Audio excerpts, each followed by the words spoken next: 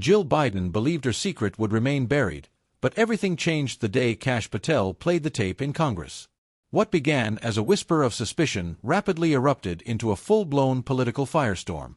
An anonymous audio clip surfaced online, and within hours, the internet was ablaze. The voice in the recording was clearly Jill Biden, speaking not as the gentle, polished public figure Americans were used to, but as someone cold and strategic. "If people knew how bad it really is, they'd pull him off that stage tomorrow," she said, "but I'm not letting that happen." Her tone wasn't emotional, it was resolute. She went on, "I don't care what the doctors say. If he slips, we clean it up.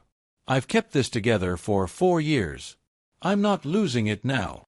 That quote sent shockwaves through Mar-a-Lago and beyond. Trump and his advisors knew something had been wrong, but now they had proof. Patel acted quickly. He contacted his allies on Capitol Hill, preparing the materials for a congressional hearing. While the public remained unaware of the tape's contents, the Biden camp began to show signs of strain. Jill canceled appearances, and Joe missed public events. The press offered vague updates about rest and recovery, but something was clearly wrong. As whispers turned into headlines, Trump's team began plotting next steps. On the day of the hearing, Patel entered the chamber with the evidence. The room was electric with tension. After procedural motions, Patel was asked directly if he had proof that Jill Biden misled the public. He confirmed and submitted the transcript. Patel accused the First Lady of knowingly exploiting Joe Biden's condition for political purposes. When asked why she would do it, Patel responded that she was part of the operation that had kept Joe's image intact for years. "If that illusion collapses, so does everything they've built," he said. The committee recessed before playing the tape. Upon return, the flash drive was inserted, and the audio played, Jill's voice, calm and direct, acknowledging Joe's decline and her role in managing him. "I've walked him off stages, whispered names in his ear. That's the job now," she admitted. Lawmakers sat stunned. Dr. Miriam Ellis, a neurologist formerly affiliated with the White House, testified the next day. She confirmed observing clear signs of cognitive decline, memory lapses, confusion, delayed responses, and said her medical recommendations had been overridden by Jill Biden, who dictated schedules based on optics, not health. The reaction was severe.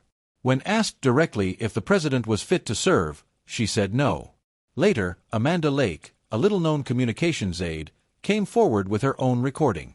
In it, she recounted a debrief where Jill dismissed concerns after Biden froze on stage, saying they'd just blame it on exhaustion. "She knew," Amanda said in her message. "Jill wasn't just covering, she was directing the whole thing." When asked if she feared retaliation, she replied, "Yes, but I fear silence more." Finally, Dr. Alan Mercer, Biden's longtime private physician, testified. He confirmed ongoing cognitive issues and stated that Jill Biden routinely ignored or rejected his medical advice.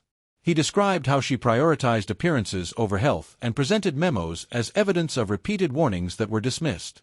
The most damning moment came when he stated plainly that Jill Biden had knowingly placed the president in harm's way, physically and mentally, for political reasons.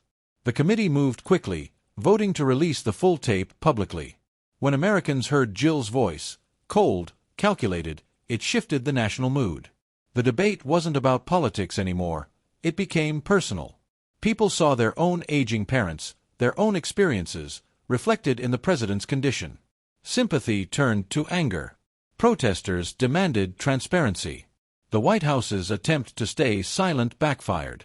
Eventually, Jill called Hunter Biden. In a quiet moment, she admitted Joe was fading, but that she had kept him going. "That version of him is the only thing holding everything together," she said. With mounting pressure, Congress held emergency sessions. Moderates broke ranks. It wasn't a partisan issue anymore. Kash Patel had done his job, but now it was up to lawmakers. The committee formally recommended invoking the 25th Amendment to assess the president's fitness. Jill Biden received a memo from legal counsel suggesting possible charges and urging cooperation. Joe remained unaware, asking, "Am I going to Delaware today?" Trump issued a brief, measured statement, while the cabinet began closed-door discussions.